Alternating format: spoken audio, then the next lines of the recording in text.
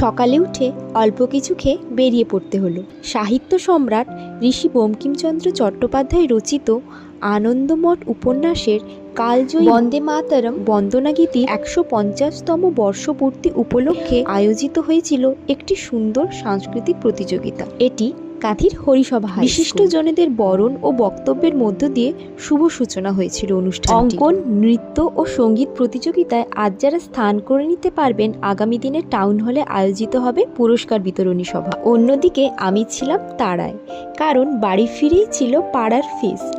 সকাল থেকে থাকতে পারিনি, তারপরে বাড়ি গিয়ে সকলের সাথে কাজে হাত দিলাম।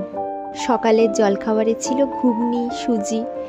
প্রায় ৩২ জনের আয়োজন, কিন্তু সকলে মিলে কাজ করাতে অল্প অল্প করে সবটাই হয়ে যাচ্ছে। মাংস কষাতে সবাই হাত মেলালো।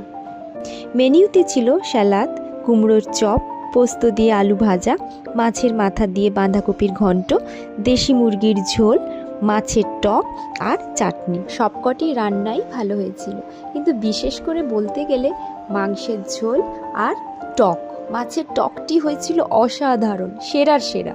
সকলে মিলেমিশে খাওয়া দাওয়া শেষে পাড়ার এক কাকিমার বাড়িতে গেলাম ফুলের বাগান দেখতে। অনেক গাঁদা ফুল ফুটেছে, সুন্দর লাগছে বেশ। দেখা হচ্ছে পরবর্তী ভিডিওতে। ভালো থাকবেন, টাটা।